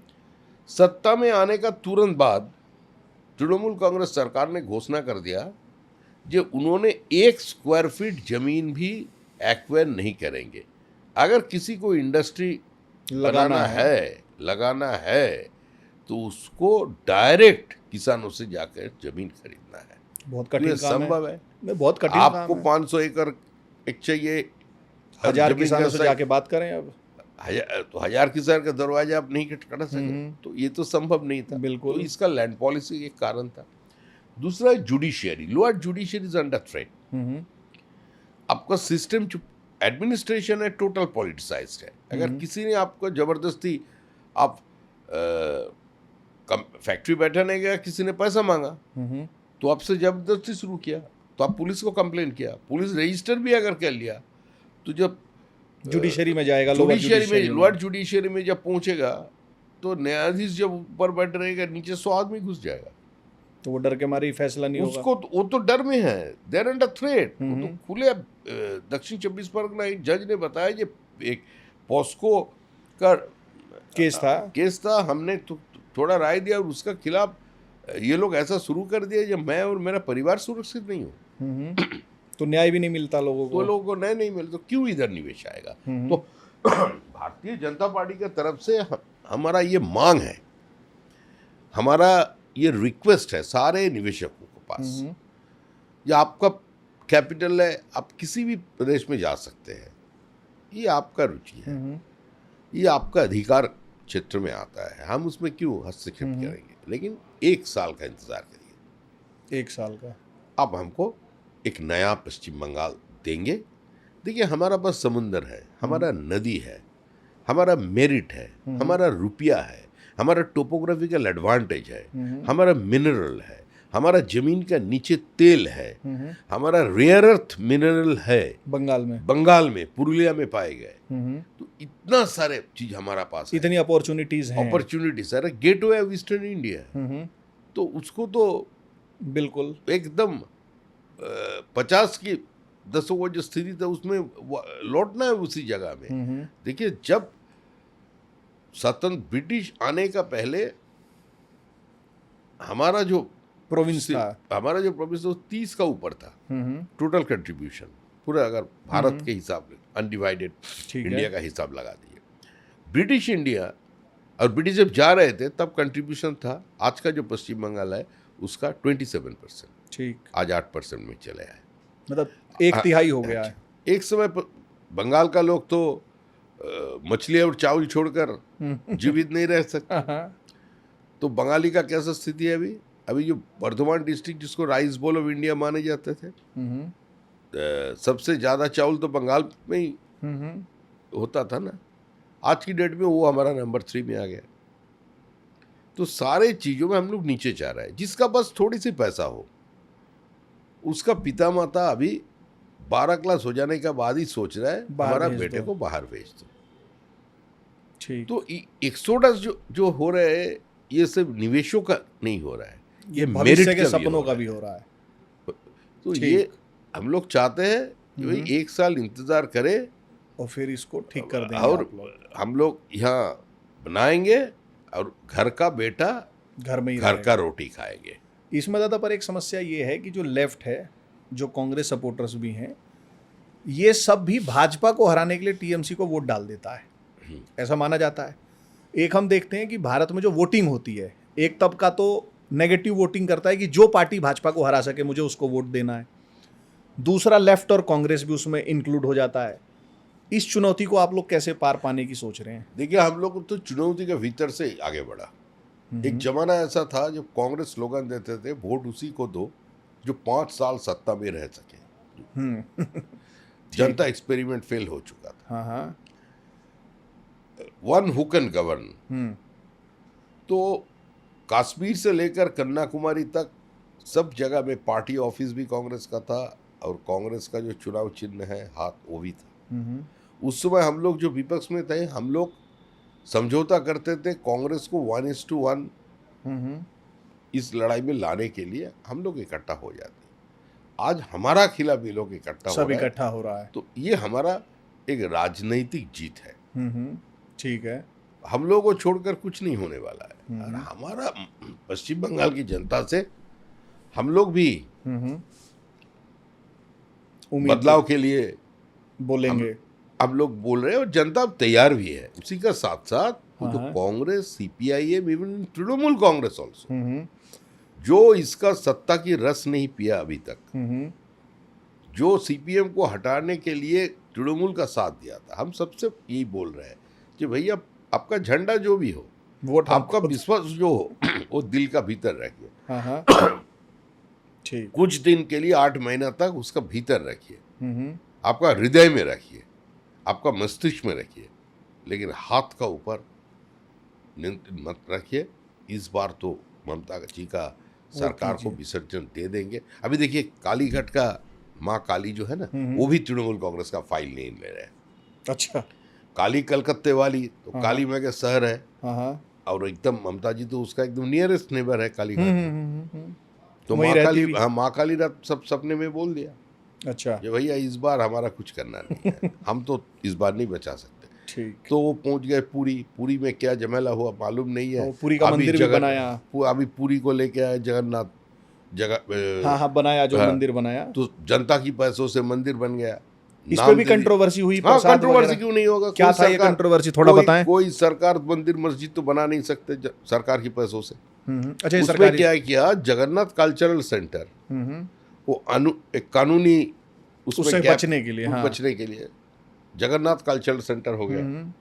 हिटको ने पैसा दिया, सरकारी पैसा, 200 करोड़ रुपया खर्चा करके मंदिर बना। बनने के बाद वो बोल दिया ये भी जगन्नाथ धाम है। तो जगन्नाथ भी जो कंफ्यूज हो गया, जब हम कहाँ जाएंगे, पुरी में जाएंगे या दीघा में जाएंगे, बीच में समुंदर है। तो कंफ्यूजन दूर करके जगन्नाथ ने बोला नहीं ठीक है, हम पूरी ठीक है, अब नहीं, हम अभी कुछ दिन के लिए हम पुरी में तो है, हमारा सब कुछ है, थोड़ा हमारा शरीर यहाँ भी लेके आए, या हम साक्षी रहे इस सरकार परिवर्तन का। ये हमको साक्षी रख करी पश्चिम बंगाल की जनता की द्वारा इसका विसर्जन समुंदर में हो जाए। ठीक। एक दादा, ऐसा भी क्या कभी लगता है पार्टी को या आप लोगों को कि जैसे ममता बनर्जी एक महिला फेस हैं और पॉलिटिक्स ऑफ परसेप्शन या आइडेंटिटी जो भी कहें, तो ऐसा होता है कि काउंटर के लिए कोई महिला चेहरा होती, ऐसा डेवलप करना चाहिए था पार्टी को? ममता बनर्जी का काउंट, जैसे माँ माटी मानुस वाला जो उनका चलता है, तो उसका कुछ ऐसा? माँ का हालत तो अब देख ही रहा है बंगाल में क्या हो रहा है। संदेश खाली तो आपने देख लिया, अर्जी कौर तो आपने देख लिया, सारे जगह में रोज का घटना आपका सामने है।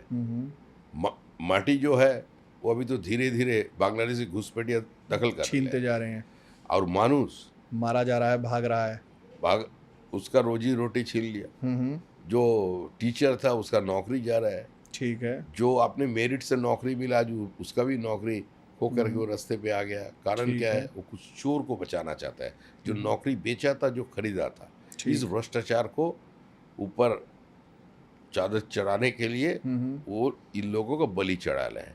तो ऐसा जनता जानता है कोई फेस कुछ बात नहीं है, जिस फेस को लोग नकार चुके हैं। ठीक है, हाँ, फेस नकारने के लिए वोटिंग होगी, अब वो अभी वोटिंग होगी। वो फेस का बदलाव चाहते हैं, चाहे जो भी हो। ठीक है, वो उससे मैटर नहीं करता, उसको मैटर, किसी को फेशियल करने का कोई जरूरत नहीं है, किसी को ब्लीच करने का कोई जरूरत नहीं है। कोई भी चेहरा काला हो या गोरा हो, सब चलेगा, ये नहीं चलेगा, ये नहीं चलेगा। एक दादा, कुछ टॉलीवुड की एक्ट्रेसेस थी, सरबंती चटर्जी, रूपांजना मित्रा वगैरह, 2021 में इन्होंने बीजेपी ज्वाइन की थी। अब ये शिफ्टिंग लॉयल्टीज हो चुका है, छोड़ चुकी हैं, छोड़ रही हैं। Will this hurt? नहीं, छोड़ नहीं है, ये लोगों को हम लोग लिया था। उस समय सोचा था हम लोग 2021 में समाज की सभी वर्गों के लोगों को हम लोग इकट्ठा करेंगे। तो अभी तो कुछ ठीक था लेसन कि सीखा बोलता, इससे? उससे हम लोग कोई शिक्षा लिया है। अभी जो जिस जगह में जाकर आनंद में रहे, ये तो ये तो कुछ शिक्षा ली ये तो छोटे दिन की ठीक। जिंदगी है ना, ठीक बहुत है। कम समय है। तो जो जिस जगह में जाकर आनंद में रहे। बस हम अंत की तरफ हैं। 2 सवाल हैं। एक तो दादा आपसे भी जुड़ा हुआ है, जब आप बने अध्यक्ष, अभी मैंने कुछ समय पहले ही अखबार में पढ़ा, एक बंगाल के बारे में ऐसा परसेप्शन है कि जो भद्रलोक है, भद्रलोक हार्डकोर और जो एकदम उसको कहें रॉ पॉलिटिक्स होती है, उसको पसंद नहीं करता। बेशक वो वोट दे देगा जिसको देना है, मतलब उसका होता है कि रक्तपात हो रहा है, वो करो पर बोलो नहीं, ऐसे टाइप्स का। इसीलिए भाजपा में काफ़ी चेहरों को भद्रलोक जो है वो स्वीकार नहीं कर पा रहा था, अगर मैं गलत नहीं हूं तो। आप तो स्वयं भद्रलोक हैं, मतलब आपके टाइटल में तो है, बेशक आप लोग इसको जाति को माने नहीं माने, साथ में आप एकेडमिक भी हैं, मतलब चीज़ों को पढ़ते भी काफ़ी हैं। आपने भी अपने भाषणों में एक एसिमिलेटिव टोन भी रखनी शुरू की है, या मतलब आप शुरू से रखते आए हो, मैंने सारे भाषण नहीं सुने, बट कुछ ऐसा मुझे लगा। तो क्या अब हम ऐसा मान सकते हैं कि जो ग्रेटर कोलकाता है उसमें जो भाजपा को भद्रलोक का वोट भी मिलेगा? ऐसे भद्रलोक और छोटा लोग बोलकर तो कोई चीज नहीं है। नहीं, पर ये एग्जिस्ट तो करता है ये ग्राउंड पे। ये तो एग्जिस्ट नहीं करता, ये परसेप्शन बनाया गया। भद्रलोक एग्जिस्ट नहीं करता ग्राउंड पे। ग्राउंड पे भद्रलोक बोल करके आप तो जनता को ऐसे डिवाइड नहीं कर सकते। यू हाँ, कैनॉट। नहीं, जनता ने डिवाइड कर रखा हो खुद को। अगर जनता ने डिवाइड नहीं किया। अच्छा। वो किसी को आप सबल्टन्स बोलेंगे, किसी को हाँ, जेंटलमैन बोलेंगे, ऐसे चलेंगे हाँ, नहीं। लेकिन पश्चिम बंगाल में जो है हम्म। एक rise of lumpen प्रोलेटारियट्स, rise of लुम्पन प्रोलेटारिएट्स, ठीक है, ये हुआ है पश्चिम बंगाल में तृणमूल के जमाने में। और उसका साथ साथ एक लुम्पेन कैपिटल जनरेट किया। उसका लाभ 1% लोगों को मिला, जिसका कोई संस्कार नहीं है, कोई रुचि नहीं है, कोई शिक्षा नहीं है, उसका रूल चल रहा है। वही लोग नीचे छाए हुए हैं पूरा। तो इससे जनता मुक्ति चाहते हैं। ठीक है। जो किसान खेत में काम कर रहे हैं, जो महिला किसी का घर पे साई का काम, इस बर्तन धोने का काम कर रहे हैं, वो भी ये महसूस कर रहे हैं। ठीक है। और जिसका बेटा डॉक्टर है, वो भी ये महसूस कर रहा है। मतलब ये क्रॉस क्लास कास्ट। और पश्चिम बंगाल में तो जातिवाद है नहीं। कोई आपका कौन सा जाति है वो तो कोई आपसे नहीं पूछेंगे। एक जमाना था वहाँ भी अनटचेबिलिटी था। स्वामी विवेकानंद का जो सम्मान देने का जब बात हुआ था, उस समय कोई लोग तैयार ही नहीं था। बोले क्यों हमको उसको सन्यासी मानेंगे, वो तो लाला है, ब्राह्मण तो है नहीं। तो बाद में उत्तरपाड़ा का राजा, उन्होंने राजी हुआ, ठीक है हम जाएंगे, हम अध्यक्षता करेंगे उस सभा में, लेकिन हम उसको स्वामी विवेकानंद नहीं बोलेंगे। अच्छा। I will address him as brother Vivekananda. और उस समय जो नेशनलिस्ट पेपर था अमृत बाजार पत्रिका, विवेकानंद जी गुजर जाने का बाद वेरी नेक्स्ट डे जो न्यूज़ पब्लिश हुआ था, उसमें लाइन था क्या, द मीट ईटिंग सन्यासी ऑफ बेलूर मठ डाइड। तो एक समय पश्चिम बंगाल की समाज भी ऐसा था, लेकिन आज बहुत सारे घटना के कारण हम उस जगह से निकल कर चले आए। हमारा वहाँ जो है वो पॉलिटिकल अनटचेबिलिटी है। जाति लेकर कोई अनटचेबिलिटी, अस्पृश्यता, आइडियोलॉजिकल अनटचेबिलिटी है, kind of one kind of ideological untouchability which is not expected, which is not desirable in a civilized but society. it exists.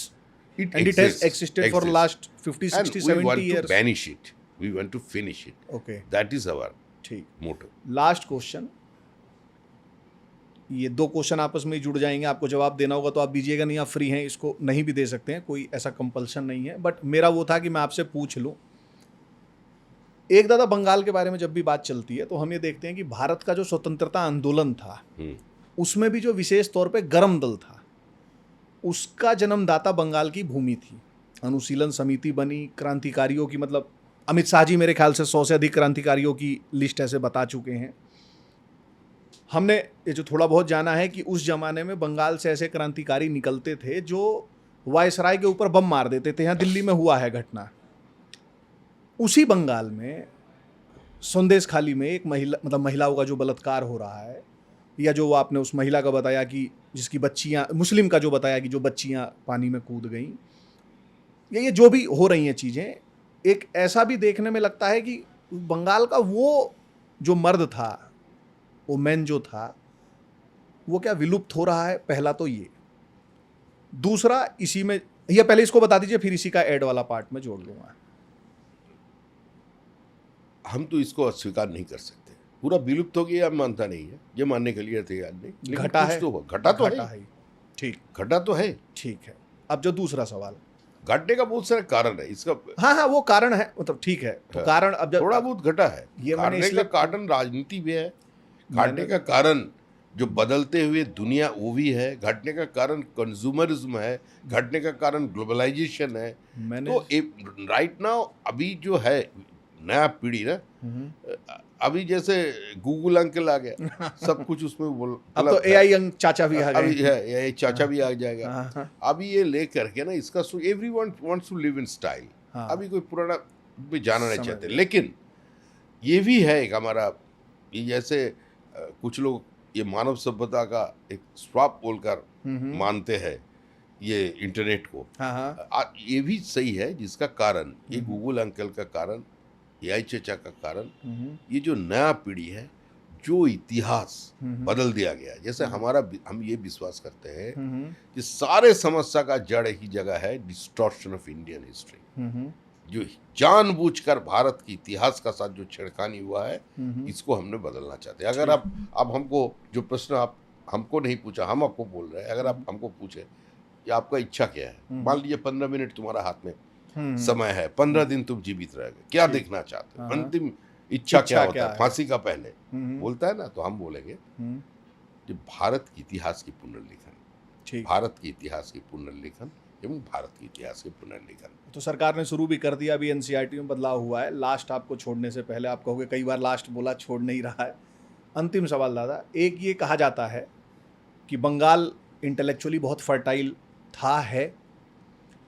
एक ज़माने में कहा जाता था कि जो बंगाल आज सोचता है वो भारत कल सोचता है। विश्व बांग्ला भी चला। एक हम डिबेट चलती है, जैसे अभी बांग्लादेश में रविंद्रनाथ टैगोर और कौन से वो सत्यजीत रे के घर का भी जो इशू चल रहा है, शेख हसीना वाले प्रकरण के बाद भी जो वहाँ से हिंदुओं का हुआ, जब हमने देखा बीएसएफ वाले ही थे जो उस हिंदुओं को कह रहे थे कि आप लोग नहीं आ सकते, चले जाइए, ये जो सारी चीज़ें हुई, एक डिबेट चलती है बंगाल के, कम से कम एक जो सो कॉल्ड छोटा सा ही हो बट जो डोमिनेंट एलीट सर्कल है, कि लैंग्वेज हमारा जो है वो सबसे बड़ा प्राइड है, रिलीजन भी उसके बाद आता है। बस मैं आपसे ये जानना चाहता हूँ, चूंकि आपने बंगाल को इतना, आप जिए हैं बंगाल में, आपका सब कुछ है, डायरेक्ट एक्शन डे, नोआखली, बंटवारा, 1971 में जो परसिक्यूशन हुआ, उसके बाद जो कांस्टेंट चला, शेख हसीना वाले प्रकरण में अभी जो हुआ, और अभी भी जो हो रहा है, एट प्रेजेंट भी हो रहा होगा, जो वीडियोज़ और ये सब न्यूज़ आ रही हैं, ये सब करने वाले, वो हत्यारे, वो बलात्कारी, ये सब भी तो बांग्ला भाषा बोलने वाले ही हैं, उनका रिलीजन जो भी है। ये बंगाल के लोग इस चीज़ को क्या कभी समझ पाएंगे कि लैंग्वेज से ऊपर भी कुछ होता है, या ये हमारे को लैंग्वेज से ऊपर कुछ नहीं है, बेशक हम मर जाएं इसी में चले जाएंगे? अगर लैंग्वेज पे सब कुछ हो जाता, जो लैंग्वेज पर नाम पर जो देश का जन्म लिया, पाकिस्तान रिलीजन पे हुआ वो तो, हाँ, एक तो रिलीजन पे बांग्लादेश तो हुआ लैंग्वेज का नाम पर। तो आज क्या है स्थिति? आज जो लोग रेडिकलिस्ट हो चुके हैं वो क्या कर रहे हैं? मिसेस गांधी जिन्होंने बांग्लादेश का जन्म दिया, उसका नाम पर जो वहाँ लाइब्रेरी था, 70,000 किताबें थे, जलाकर राख खरीद दिया उसको, सारे मंदिर टूट रहा है। ठीक है, जो लोग सिटी ऑफ अलेक्जेंड्रिया में सबसे बड़ा लाइब्रेरी को जलाया था, जो लोग नालंदा, तक्षशिला, विक्रमशिला को जलाया था, जो लाखों की तादाद पर हिंदू पंडितों को घर पे आग लगाया था, वही लोग ये इंदिरा गांधी का लाइब्रेरी तोड़ा, वही लोग मुर्शिदाबाद में आकर, वही मानसिकता, मुर्शिदाबाद में बच्चों का किताब को जला दिया, वही लोग महेशतला में आपका तुलसी का जो पेड़ है उसको तोड़ फोड़ किया। तो ये तो अभी जनता देख रहे है, और इसी का ऊपर तो जनता को सोचना है। ये एक सोच है, ये एक फंडामेंटल फैनेटिक इस्लामिक फैसिज्म है, इसको रोकना है। It's a cancer to human civilization, it's a curse to human civilization, it's a hydra headed monster, kill it before it kills you. ठीक, बहुत बहुत धन्यवाद दादा, आपसे जो जो सवाल हमने सोचे थे वो पूछे। और हमारी तरफ से शुभकामनाएं आपको। धन्यवाद। मैंने ये सवाल लास्ट के दो इसलिए भी पूछे कि जिस कॉन्फिडेंस से आपने बोला कि हमको 8 महीना इंडस्ट्री वाले रुक जाएं बंगाल में, साल भर बाद हम लोग सत्ता में आ जाएंगे, तो मेरा बस यही कंसर्न था कि जो अब नए डॉक्टर बनेंगे समाज के, क्या उन्हें बीमारी के बारे में पता है कि नहीं। और मैं निराश नहीं हूँ, मैं बहुत होपफुल हूँ। मैं बंगाल आया था, फिर मैं आऊँगा भी। आपने हमें समय दिया उसके लिए बहुत बहुत धन्यवाद। आपको मैं परेशान अब करता चुनाव का रहूँगा। पहले आए, चुनाव का समय आए, हाँ, और चुनाव फल घोषित हो जाने का बाद आए। 3 महीना बाद आए। ठीक ये है, हाथ जोड़कर आपसे मेरा प्रार्थना है। ठीक है दादा, रसगुल्ला साथ ही खाएंगे। जय श्री राम।